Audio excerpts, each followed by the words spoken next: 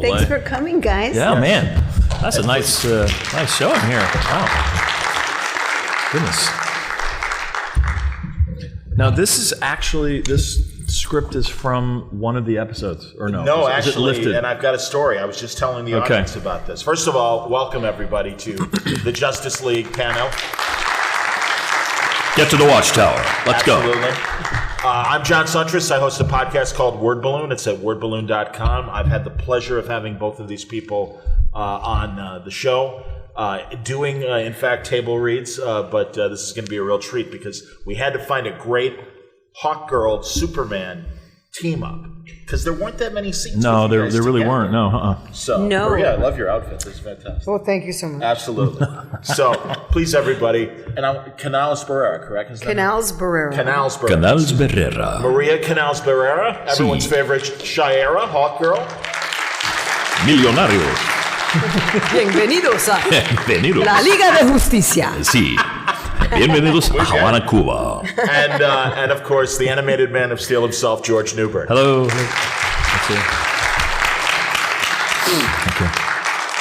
So, we'll do the table read and then we can get into Q&A Whatever and you want. everything and It's see fun. what the people want to ask you. So I really had trouble finding, as I said, a great, bit of dialogue between Superman and Hawkgirl. And so I had to contact one of the great Superman writers and historians, Mark Waid. And I called him up and I'm like, Mark, you got to help me out. I can't find a good animated scene between the two of them. Is there a comic book where Superman and Hawkgirl are the only characters? He's like, DC Comics Presents number 31 from September of 1981, so 40 years ago. Amazing. Wow. That guy's, Yes. and he didn't even hesitate, right? Did not he just have came to right run. out with it. No, That's Mark Waid. it's very strong. That's incredible. So, and ironically, you guys should really dig up the issue. And in fact, I'll look on my iPad to confirm the issue number. It is. Thank you, sir. Well done. Wow. Mark Waid must be in the Okay. audience. Show off. 37, very good. But really look through the dollar, or the dollar bins. There are no dollar bins anymore. But look through the old issues on the dealer tables because it was plotted and drawn by Jim Starlin, and all three are here. So wouldn't it be great to grab the comic and wow. have everybody sign it? Oh, that's so cool. That might be some value in that. So there we go. So yeah, this is great. Now I know this seems like a lot, but it's big print. So. Yeah, no worries. I like you. what you Thank should you see for my the big iPhone. print. It's like absolutely, it's like Mount Rushmore size type. I'm like, There you go. Absolutely. Yeah. So, Maria, you start. But yes, this is again from DC Comics Presents and a rare Superman Hawkgirl team up. Take it away. Do I read the... Absolutely. From the Diary of Shayera Hall. On a recent dig in the Mojave Desert, I discovered a strange ancient tomb. The glyphs on the walls suggested a language I was familiar with, but not of this earth. I was certain the writing was Kryptonese. In short, and as corny as it may sound, this looked like a job for Superman. you sent for me, Shire. Good timing. I was on the moon at the Watchtower, coming off monitor duty. Just so happened. Cal, I appreciate you coming so quickly. I trust you can see why I called. Interesting. The writings on the walls represent an ancient version of my home planet's language. It's about 100 years before the time of my father, Jor-El. Let's see what's behind this wall. With one punch, a portion of the wall shattered, revealing a room full of strange equipment that reminded me of the same technology I had seen in the past while visiting Superman's Fortress of Solitude. Fascinating. This equipment represents designs that are a combination of ancient Kryptonian tech and machines reminiscent of my father's lab in his era. This is a diary of the scientist's findings. Great row! The writings! Impossible! Can it be him? Translating the diary, Superman discovered the author and apparent scientist behind this technology was in fact his own great-grandfather, Var-El. Var-El was a brilliant but disgraced Kryptonian scientist. Like my father 100 years ago, he was convinced Krypton's random seismic quakes were a premonition of pending destruction of our planet. He began to experiment with interstellar transporter technology that would open wormholes directly from Krypton to other planets as a means of escape for our population should the worst occur. The diary went on to describe some of the equipment in front of us. Var-El had created a stellar iris, or Stargate, as a bridge to Earth. Earth's yellow sun would not only allow Kryptonians to escape death, but thrive with the same level of powers and abilities that Superman enjoyed in Earth's atmosphere. Incredible. My family's legends told of Var-El's rejection by Krypton's Science Council. They thought his experiments and theories were nonsense and too dangerous, just like my father's one 100 years later. Using his research, Jor-El must have discovered that Earth was the best place to send me. Excuse me. Maybe he couldn't figure out my great-grandfather's wormhole technology and had to settle for using a rocket for my journey. Cal, if your great-grandfather was truly successful traveling to Earth this way, it would represent an incredible technological find that we could apply for use today. It's certainly worth investigating. And so between the two of us, with Superman translating his great-grandfather's diary, we began to discover the possibilities of turning on this stellar iris and opening a stable wormhole to instantly transport a user from Earth to Krypton's galaxy, or perhaps other celestial realms. This tech pad next to the diary would seem to be the remote control that opens the iris. Cal, be careful. You don't have to tell me twice. Superman touched the pad, deciphering symbols and correct order to enter commands at super speed. All of a sudden, a humming noise came from the iris. Without warning, the iris glowed red. Beams of energy shot from the iris. They looked like red solar flares, and they hit Superman dead center in his chest. Shayer, stand back! I'm not sure what's happening. Without warning and with the force of a hurricane, Superman was sucked inside the iris. Was it sending him back to Krypton or some other planet? Were the beams of energy nullifying Superman's powers?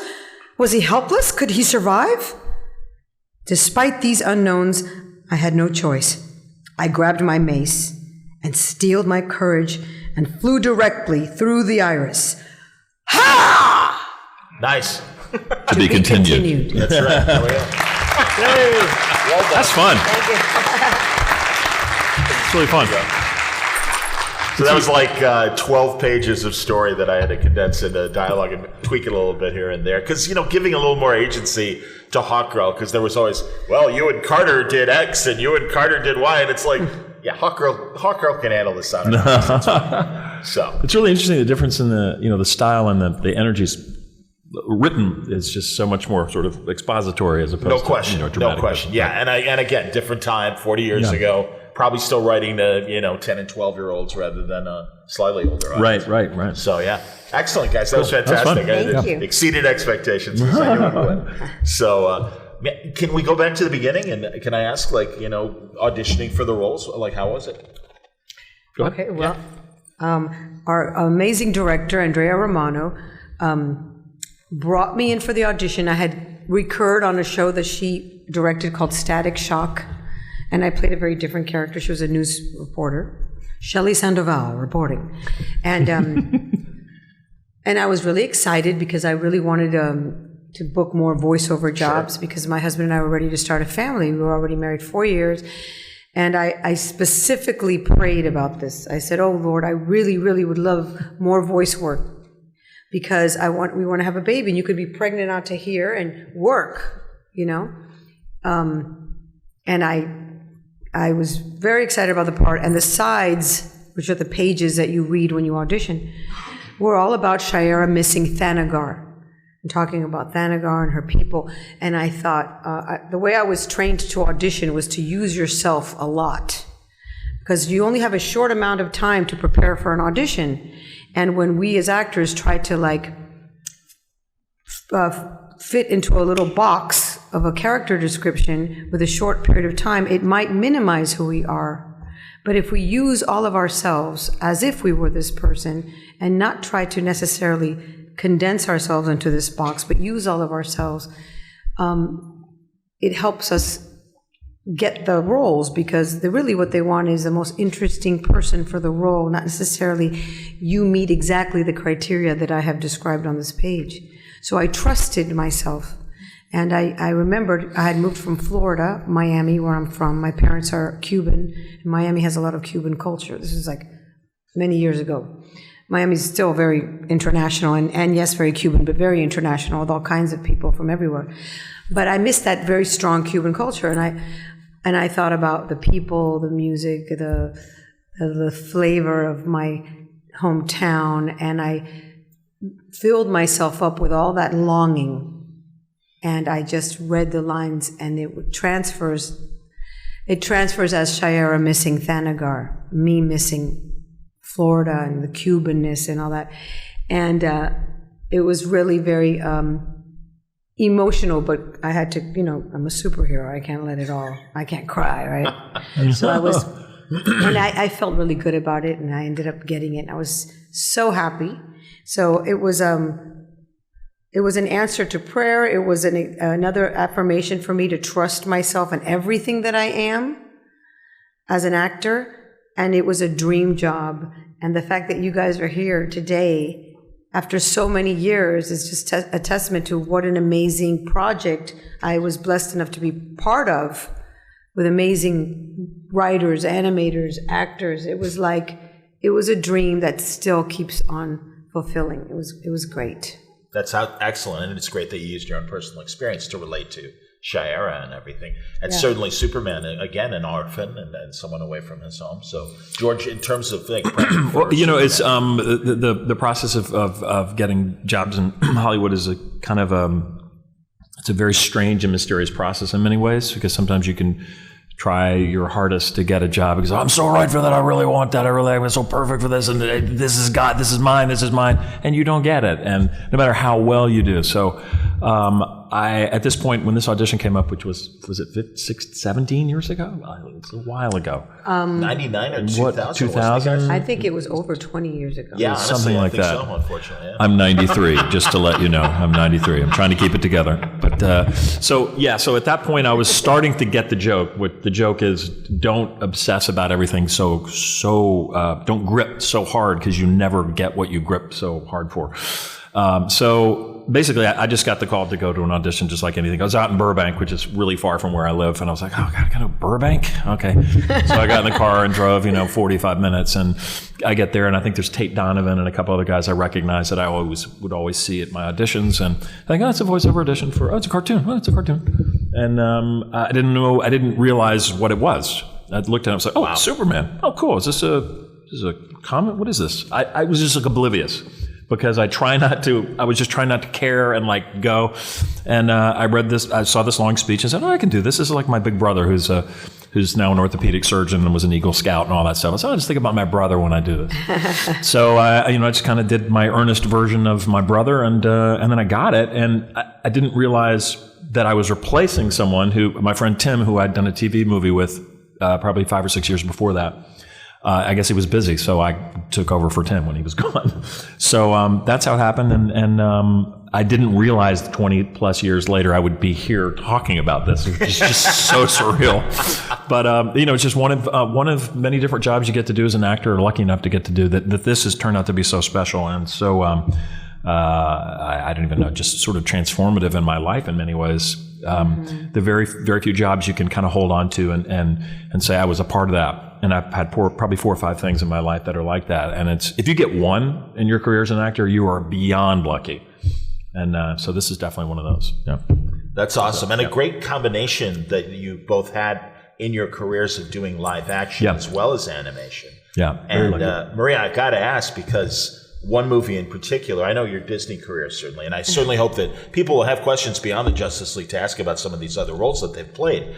But Larry Crown is one of those movies that really, it didn't connect at the box office, but certainly has only become more prescient as time has gone on. Right. About a character that gets downsized, and Tom Hanks and has to go back to school and kind of learn to regroup and reestablish his life. And you were in the cast, or you were in his class, and also Rami Malek. So, that's right. And it's so funny because, of course, Tom had already, done a couple of victory laps and got his Best Actor awards, but now Remy too. Yes. And yeah, just, honestly, that group of actors and characters were so funny in the adult, community college courses and stuff. Yeah. So, what was that dynamic? Oh, that was a blast. That was a script that Tom Hanks co-wrote with Nia Vardalos. And he cast like his, friends or friends' kids that, you know, that he wanted to work with, that he knew were good actors. And then some other people. It was my first time working with him. And it was so fun because he plays a teacher. I don't know if you've seen it. Right? He's the teacher? No, he was a student in the class. Right. Julia Roberts was the teacher. Right. So a while ago. And it was really cool because Tom was, of course, the lead, and he also directed it. And first of all, I'm in a classroom with Julia Roberts and Tom Hanks.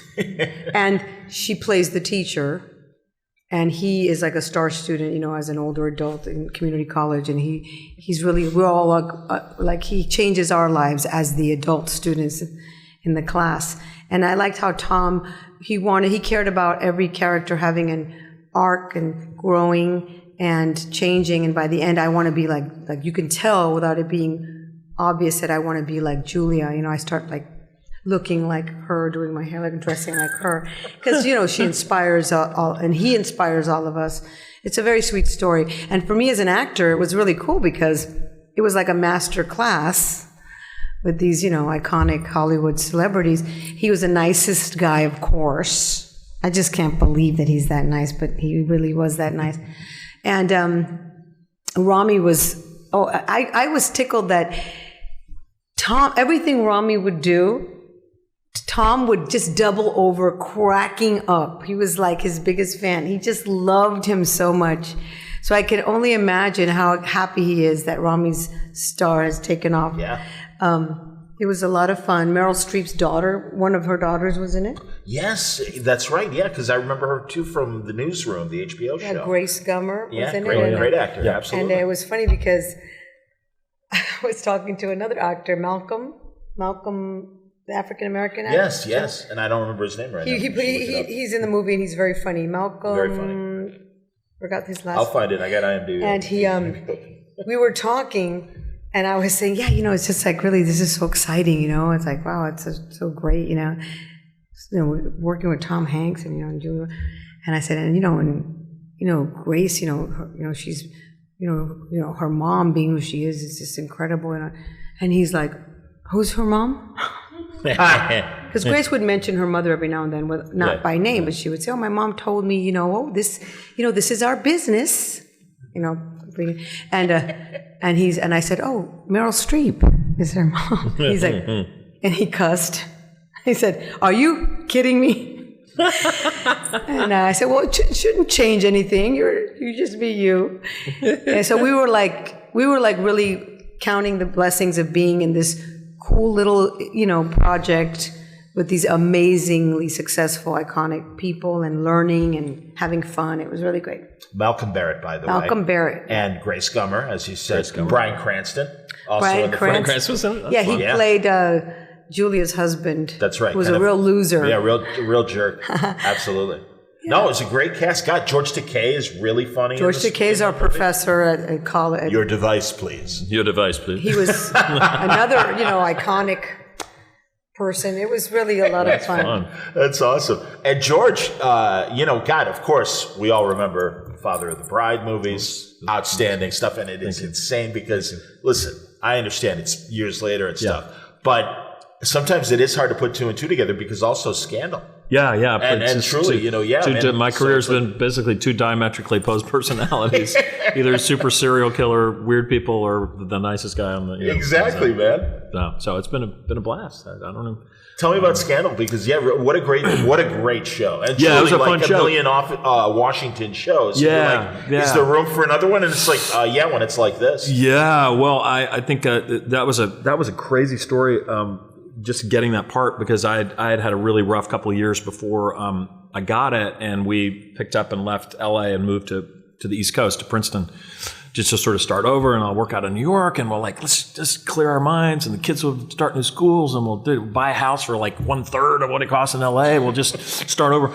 So we got there, and we were fairly miserable. I couldn't handle the weather, and I didn't realize how I couldn't handle the cold, so I'm such a wuss. And then children, it was just a very different experience for us. So we moved back, long story short, and then 2 weeks after getting back, I don't audition for Scandal, and it was just a guest star part. So I almost didn't go. My wife had seen the show, and she said, you should go. It's a good show. And I said, guys, they know me at that office. Linda Lowy knows me. They know I'm not going to. I've been there 4 times. I haven't gotten a part. I'm not going. Just go. What do you got, 20 minutes? This is what you're supposed to do. So I go, and I got it. And as I was in it, I was like, oh, wow, I think I could do something with this part. I think because it wasn't written anything like what it ended up being. I said, I'm going to make this guy funny. I want to make this weird and creepy and funny. And so they kept asking me back and asking me back and asking me back. And so finally, after 70 episodes, I was, but every week I didn't know if I was going to get killed off. I would just be sweating. I had pit stains. I would sit at the table read going, kind of skip to the back. And Shonda would always go, don't skip to the back. He's like, I'm just looking at it. And, but, my character who would do nothing but torture and kill people, like he was a mercenary for hire, I thought, well, of course this guy's going to get killed. That's the way it happens. But I managed to sort of work for everybody in the cast, and I was friendly with the writers. I was like, hey, I love you. I need this job. And, but I've learned, we were just talking about writers the other night. You find the writers in the room and make sure that you have a connection with them and you respect them and you're nice to them, because they're the ones that keep you in the mix and alive. So anyway, yeah, so that was a great experience, and it was really neat to work with Shonda, and Kerry Washington's lovely, and we're all good friends to this day. And it's just amazing. You look at the trajectory of your life as an actor, or any job that you do, really, you can kind of look at the chart of the peaks and valleys, and you just never know. You got to keep showing up. I would encourage everybody here, no matter what you're doing, if you get discouraged, just keep showing up. You just don't know if tomorrow is the day that the thing turns you around, or you get an idea for a new career, or for whatever it is. But it's real easy to get down, but you got to just remember that there's a bigger plan. There's a bigger plan. So that's excellent. Yeah. Folks, we do have the microphone, and I do want you to please take advantage and get up and ask questions. I mean, we're content to talk, for the 45 minutes, but we want you to be involved. I mean, we're here questions, to answer your stuff. Anyone? Don't be shy. Yeah, please. But I would like you to use the microphone if you don't mind, because I'm recording this for my podcast. So don't be shy. But while I'm waiting for people to line up, I'll ask both of you a stock question. Sure. Are there favorite Justice League episodes that you did? Well, toss up. For me, it was Star-Crossed. Very nice, of course. Star-Crossed. Yeah. Absolutely.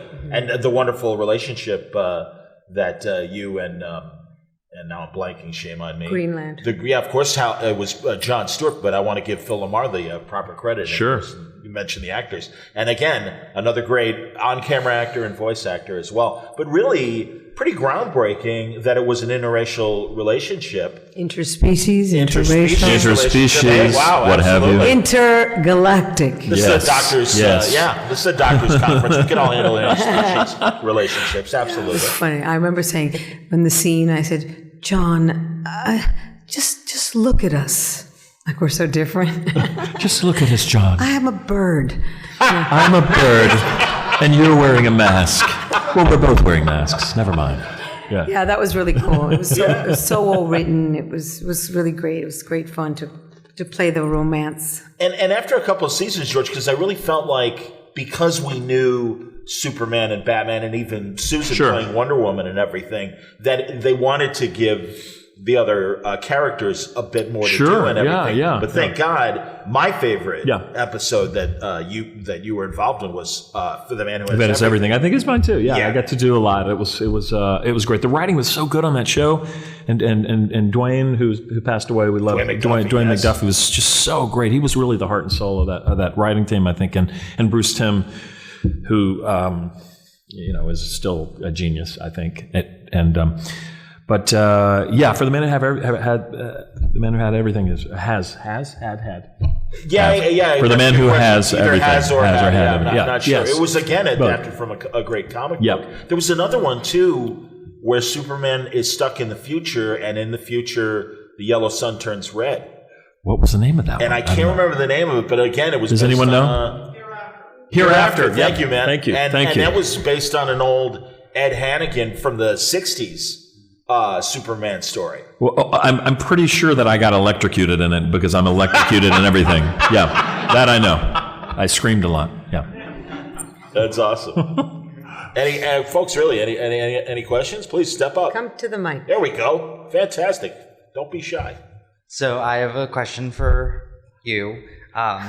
Did you know that Hawk Girl was going to be a traitor, like in No. advance? And how did that work out? No, they didn't. I don't know if you were told anything No. in advance, but we would get the scripts and we would know where we were going. Okay. And I remember being I was upset about it.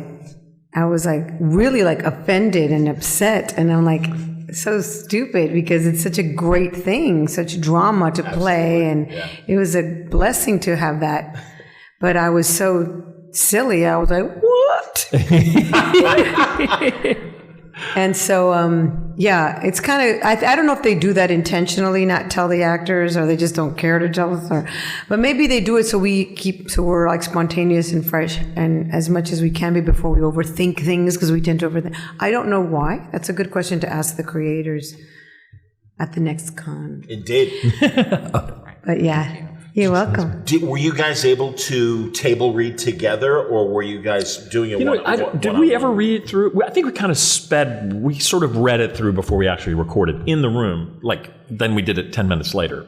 I do remember reading through it just for a second. Yeah. Yeah, we didn't read it cold, but we didn't have a day to look at it. We got it that morning. And Yeah, and all we weren't sat- like sitting around a table. It's like everybody We just sat on our stools in front of the microphone and said, let's just read it Okay. through. Let's Yeah. read this and then just, But even recording, were you guys together? Or Oh, was yeah, it all yeah, one? yeah. Okay. Yeah. Apparently, that's not a common thing. It's not common anymore. You have to, everyone is individually sort of Sure. in their pods, And still. of course, we have to do a great job regardless, because that's our job. But when you do have the living energy of the other living actors in the room, it's very exciting because we get to see each other, and it's just a different extra layer. It's like doing a of- play. You're with a live audience and a of lot of people energy. in front. You give and take. It's Yeah, fun. and we can look at them, and of course we're trying to like break each other's Oh my gosh, concentration. It's so much fun. And there's a lot of She had to tell us to shut up like all day. We were like, everyone was like, yeah, it's telling me each other. I'm a little too I want to do a good job and I don't relax enough. So I'm like, but George and Phil are the funniest. Wow, it's just fun. Why not The have way fun? that they would try to like trip each other up was fantastic. I was like laughing constantly. They were terrific. So fun. Sir. My name's David, huge fan. Just wanted to know kind of what George said earlier, but really for both of you. You mentioned about, having auditions for roles that you really, really wanted. Yeah. I'm just curious, like what kinds of parts did you audition for that you really wanted but maybe just didn't get? Well, I was just telling you about one the other day when I was in college. I got flown out I went to school at Northwestern. I got flown out for this movie called Back to the Future. And I didn't know anything about I'd never been to Hollywood, never anything. And I got real close. I was down to the last three guys and I had lunch with Spielberg and they put me up for 3 days and they had built the sets. Everyone had been cast except Marty McFly. Christopher Lloyd, every single character, Leah Thompson, Crispin Glover, Biff, they all had their wardrobe on and makeup on, and they were standing on the soundstage, and there were three guys, me and two other guys, and I spent 9 hours, and I was like, what the hell is going on? I mean, I didn't know what was going on, and I met Bob Gale and Bob Zemeckis, and it was very exciting. So that was one, honestly, I went through and I thought I did a great job. I said, you're all the way to the end, all the way to the end. And then they gave it to this guy named Eric Stoltz, who later got fired. And then it was Michael Fox. But that experience, after I went back to Evanston, and 6 months later, I'm sitting in the movie theater watching it going, what? My life would be so different. But, that's one. That's enough for me. But that was one. You asked what it's like to get, what did you say again? Well, I was just curious what role that maybe you auditioned for that you really wanted that you didn't get. Well, there's several. In the life. Where of do I start? In the life of an actor, Yeah. But I can't say that there's been like this, like. That's just a weird story. Because there haven't been that many. Honestly, unfortunately, even though things are changing slowly, there haven't been, like amazing, iconic roles for an American of Latin heritage female that, it hasn't really happened that much. maybe Frida Kahlo's story, which was like really hard to get made. So it's not like I have, I was offered the part of, I just saw somebody that said in an interview, I was offered the part of Sandy in Grease and I turned it down. but Olivia did a great job. And it was Marie Osmond who said that. And I was like, so I haven't had that kind of story, but I've had parts where I feel like it's a great opportunity or a series regular and I'll be like, I was perfect for it, and I didn't get it. And I remember when that first happened to me, when I first moved to LA, an older, more seasoned actor that I'd worked on a show with said to me, Maria, that's going to happen so many times. I said, really? Meaning that there are a lot of parts that I'll be perfect for. Right. Because I was like, I thought it would never come again. Oh my gosh, I didn't get it, and I got so close, and I was so perfect for it. It's perfect for me. Yeah, He's like, that's going to happen a lot of times. And he's right, and sometimes I do get it. And sometimes I don't get it. And it's terrible. And, while George was talking, I was going to say, thanks for the pep talk. Because we always need it. Yeah. When he was seriously saying, about how, before you guys started asking questions, when he was saying, the life of the actor and how you have to keep going for it and staying in the game. And remaining positive, or else forget it. And that's like a psychological trick because you have all this evidence of no's, but you can't live in the evidence of no's. You have to live in the evidence of the few yeses and know that the possibilities are still there. So you really have to talk yourself into remembering what you love, why you love it, the fact that anything is possible, using all of yourself, not holding back. It's very tough, but it's also a blast. It's both extremes, and that's maybe why George can play both extremes so well, because as an actor, we live that. We live the excruciatingly painful moments of hearing no so much, and the phenomenal moments of having people tell you, I love you, I love your work, you're my childhood, and getting to be on the red carpet. And I mean, it's just such an extreme of glamour, what seems like glamour, and then suffering. It really is I wonder if you'd find many actors who like to gamble. I bet there are not many because they live it every day. Sure. I bet That's you don't see interesting. I anybody. have no interest in gambling. Zero interest. Here we are at a casino. That's Zero. fantastic. Yeah. That's a good observation. I like that. Thank you very much. Thank you, David. That was excellent. Great question. How you doing? My name is Matt. Hey, Matt. And I just want to say, they still can't get the movies right, but in the cartoons, you guys just knocked it out the park. Oh, thank you. Hands down.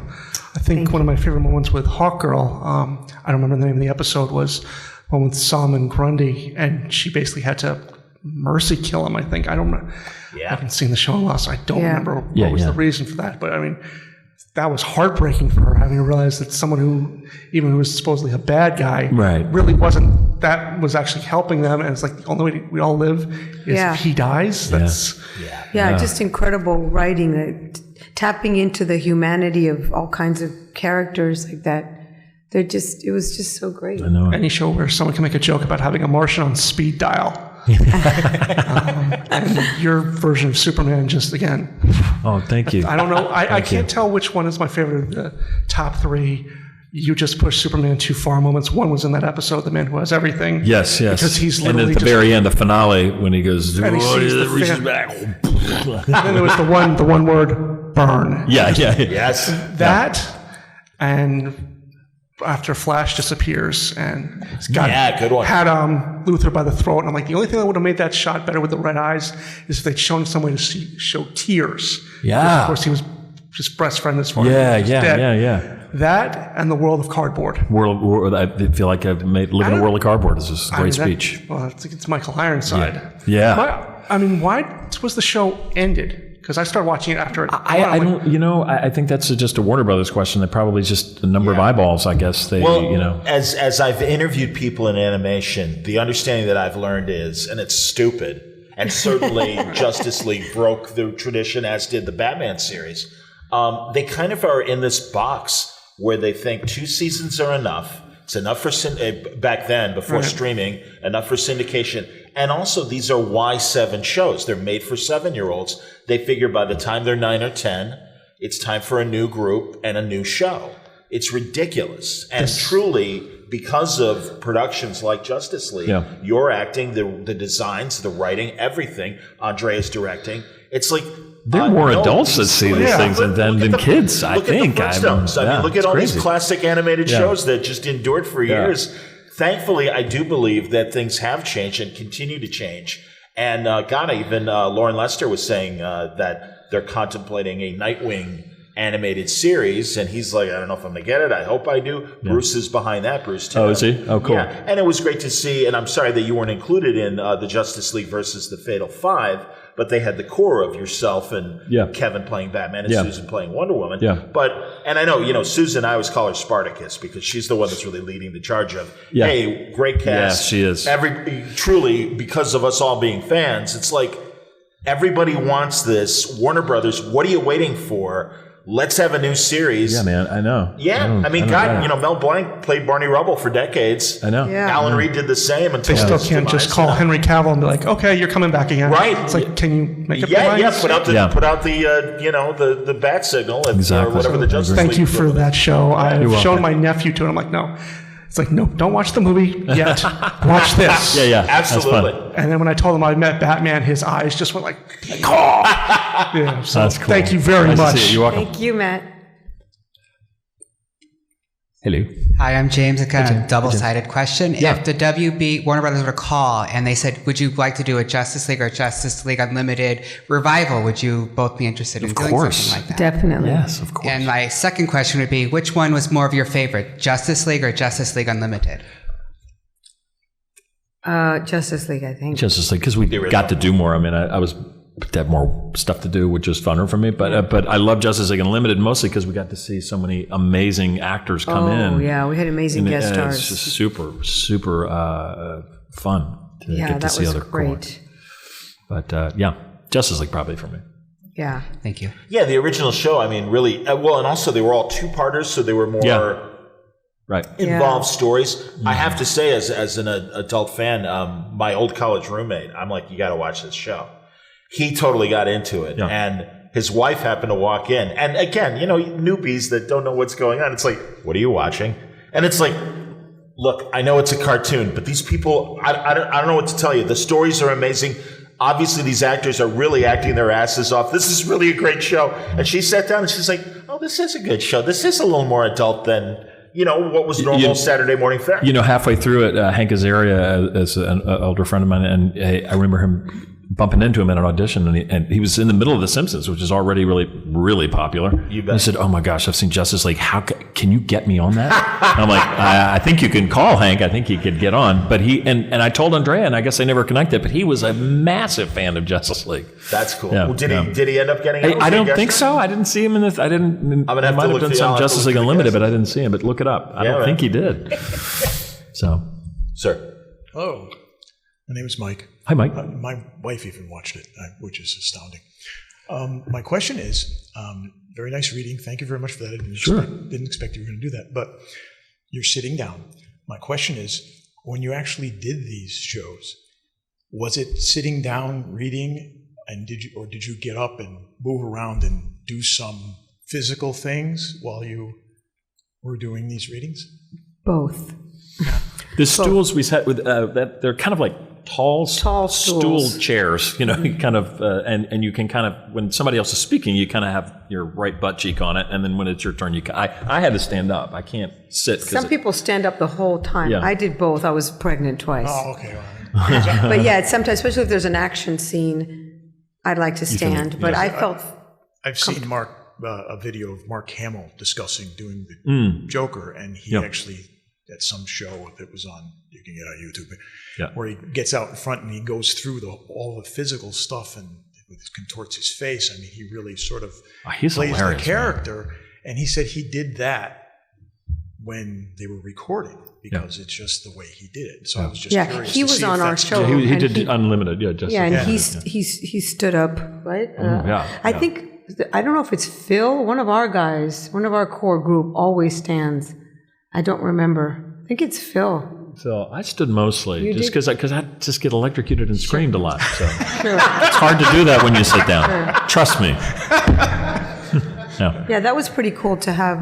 My brother was a huge Star Wars fan. his whole life.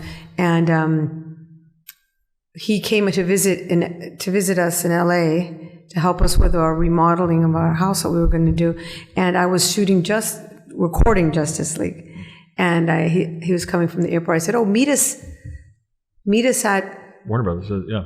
Warner Brothers, Near the mall. near the mall. It was like a really nice recording studio." And that day, Mark Hamill was recording with us. That's fun. Okay. And he got to meet Mark Hamill. It was like, that was was a just trip, really man. exciting, and took pictures and all that. So, I mean, even little things like that were just wonderful about this whole experience. All right. Thank you very much. Thanks, Mike. Good questions, everybody. I like this. Hello. Hi, my name's Becca. Hi, Becca. I was wondering if you've ever disagreed with a writer on their decision to kill off a character or put two characters together on anything. No, I was very much for the romance with Green I Lantern. was too. It took too long, though. And it was too short, honestly. It does take silly. Did you get to it too quickly, though? You don't have anywhere to go. You got to kind of... Yeah, but they ended it in less than an episode. That's true. It should have gone on for longer, honestly. You're right, Becca. Yeah. You're absolutely right. Yeah. So I think also if we do have a concern, it's very delicate. If it's a very strong enough concern, if you're going to talk to a writer about their creation, because we're hired to interpret, not rewrite. So you have to really have a good, good, strong conviction for why you want to even address something. You know what I mean? But I don't think so. Yeah, no, I wasn't. Yeah, I didn't think about it too deeply. I knew they weren't going to kill Superman. I mean, they might have fired me, but I knew they weren't going to kill the character. But yeah. Thank you. You're welcome. Thank you. Great question. Hello? Hello. A question in regards to George Newman. Yes, sir. My favorite line in Justice League Unlimited is, "Do I look Batman to you? What is it? Do I look Batman to you? Do I look Batman to you? Yeah, that's good. That's my favorite. I love it. That was good. Yeah. You got a great voice, by the way. I love your voice. Thanks. What is your favorite line entire series? Oh, you go. Is it me or You go first. You. Oh, yeah. I think the cardboard speech. I live in a world of cardboard. Is my favorite. I like that too. Yeah. Thanks. Gosh, that was Maria. I can't remember. No pressure. I had people tell me that they remember that line where I say "no more lies." It's like at the end. No more. What is it? Oh man, and I know what you're talking about, but yeah, I can't go chapter and verse. No, it's no more wire hangers. I think you said something like Girl that. Dearest, indeed. Yeah. I had a lot of good little zingers sometimes. Yeah, just kind of the banter between you and Jon Stewart was always fun. Yeah. I remember things he would tell me, like he said, "I'm a man and you're a woman." When I was concerned about our differences, remember? Yeah. So I remember what other people say more, but I just loved everything I had to say. It was a blast. I also like the shock. Of course, it was drawn, but the shock on your faces when you met your wasn't it your son in the future? Yeah. Like, okay, so the relationship did go further, and obviously produced a child, so that was pretty cool. Well. Yeah. What's that? That's why you can't get a date. I remember that now. That was good. Thank you. Cool. Okay, thank you. And by the way, Vice over, son. Thank you. Thank you. Excellent. So I have another question. Yes, sir. For both of you. First of all, my name is Joe. I didn't introduce myself the first time. Hi, Joe. So your voices on the show Yeah. are a little. There are subtle differences between that and your speaking voices. My question is, where did you draw the how you spoke differently? I guess would be the way I want to ask that. I initially the first season I was they had to pitch my voice down because it was longer ago, and I guess as your muscles are a little tighter, and it's lower now as I'm older, but at the time they had to pitch me down to give it a little more oomph. Yeah. And I was kind of worried. I was like, oh God, they're going to fire me because I can't get down. I can't go. I got to get a little lower. But I did actually just find I had to really sort of find a placement for that down here, and it wasn't easy for me. It kind of hurt a little bit. The second season, I found a place. It was easier. I remember you saying it out loud. Yeah. You speaking in the I gotta get down. I got to get down here. I remember that. Yeah. And you did it. Yeah. Yeah. I remember Andrea said, we want to use your natural voices. We don't want cartoony voices. So I cast you guys, and I want you to use because of your natural voices in large part. So trust that your natural voice. So, but for me, a few times, she did have to remind me that I was a warrior because I would say, I would get all femme and glamour puss like I am. And then she'd say, she's a warrior. So I go, and I'd get like, tough again. Thank you so much. You're welcome. Thank you, Joe. Hi, Steve. Yes, hi, I'm Steve.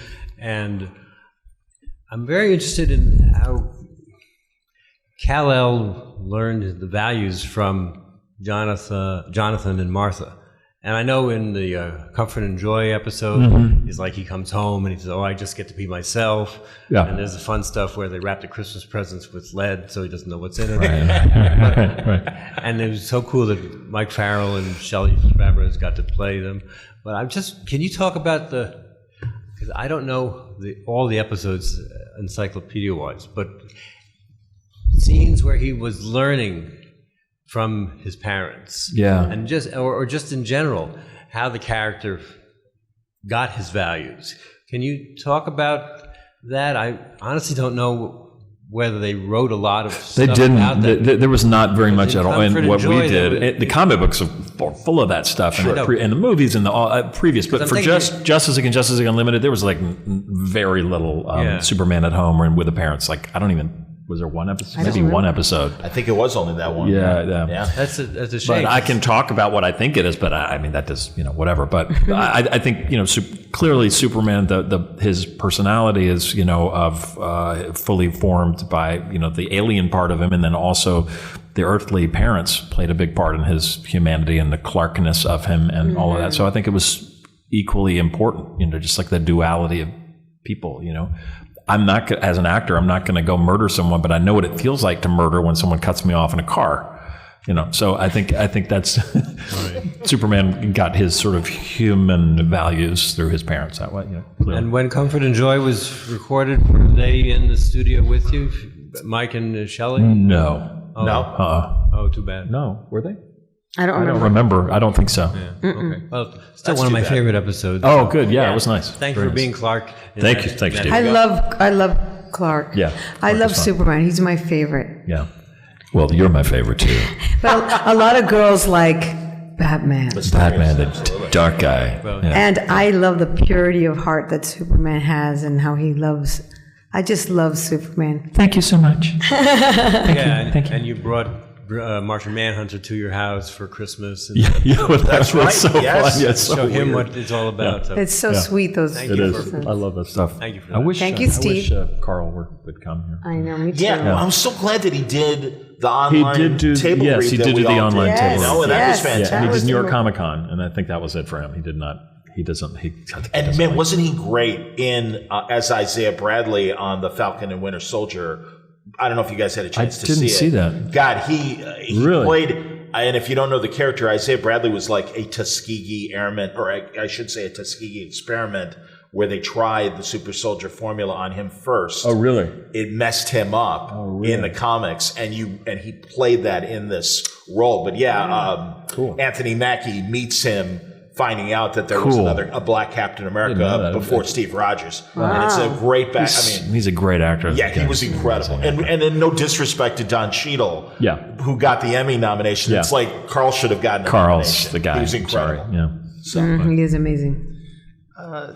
So George, you kind of alluded during this panel. You were like, Superman gets electrocuted. I got electrocuted a lot. this might have been on the DVD or something, but there was a Bruce Timm interview I was watching where they were talking about the #1 fan complaint about, I guess, season 1 of Justice League. Is that he was not strong enough. Yeah, that he was right. strong. Yeah, and I wondered, did you ever feel that way while reading the script? You're like, wow, I'm getting knocked out a lot. Like, well, I just I kind of put my head down and did what I was told, but I think for Superman aficionados and Justice League aficionados, they were not happy with that, and I think they changed that. They sort of got away from that as they went on. But I think the first season, he was like, we're thinking about maybe backing off of Superman getting walloped so hard. We need to make him stronger. That was in combination of pitching my voice down. So I was like, I gotta make this guy stronger on my end. Yeah, but I hear that. Yeah. Interesting. Thank you. Yep. Hi. Hey. Sorry. Last year, DC continued some of Batman the Animated Series with the Adventures Continue. Uh-huh. I was just wondering if you guys had the chance yet, and if you've noticed that they've released Justice League Infinity. I didn't. Which is a continuation of that's cool. Yeah. Wow. Who's writing that? Is it Alan Burnett or any of the staff? I know they have a hand in it. I don't. Oh, okay. So it hasn't started yet. Or maybe it did. It's a comic book or animated? Yeah, comic book. Yeah, because they did okay. that. They did that last year with the Batman animated series, and because of the success, got it. Yeah. Now they're doing the Justice League. Cool. Yeah, and I just want to thank you because when I read any of the comics, even if it's not in the animated universe ones, it's your voice. Oh, thank you so much. That's such an honor to hear that. Thank you. Thank you. Wow. Wonderful. This might have to be the last question, everybody. Hi, guys. Neil Ferreira. How are you? Hi, Neil. Hi, Neil. One of the things that was, I think, unique about Justice League is I had the pleasure of enjoying it with my kids as they were growing up. And my wife, not being a comic book person, right, would actually get sucked in because of the acting performances. Yeah. What do you attribute that to? Because unlike other cartoons, were you surprised at Andrea Romano's approach to how she directed you guys from a voice perspective? Because as the seasons went on, it's clearly real acting that's going on here, not just voiceover work. Right. Did she say or direct you guys in a different way that made you guys realize, hey, this isn't just cartoon voice work, this is real acting? Well, because I was trained to be on stage in live action, I wasn't a voiceover actress. That's the only way I know how to do it, is to really feel it and really live it. And I think that Andrea wanted that, but I think she cast us because we brought that in already, because I don't remember her specifically saying. And Bruce, I think Bruce had a real hand in it because he created the animated world, and I think that he was very specific about the sound of stuff. I would see them confer all the time. because we don't hear them talking. That makes perfect sense. I think so, and also I think the writing is pretty straightforward. It's excellent. It's straightforward, but I think that it's a stylistic approach and a tonal approach to it. You could look at Super Friends, from the 70s, and they all talk like this, and your ear goes. It's for children, and it's good in its own way, but it's just different. But this was sort of more. So you're saying that the writing served really communicating rather than talking at somebody, really communicating. Because the writing was so good. I think so. I agree with that. Yeah. Well, thank you. It was Emmy-worthy stuff. Oh, absolutely. Thank you so much, Neil. Thank you. Again, Andrea's direction, too. And it was so much fun when we did the online table read, and Andrea was really interjecting and saying, "No, I needed more," and everything. And Susan's like, "That's exactly how she was in the sessions and everything." So that was great to see. And no, it really, that alchemy again of the writing, the design, and the acting that you guys provided. Yeah, and she set that tone of. She's just so. She's an actor's director. She's been an actress herself, and she likes actors.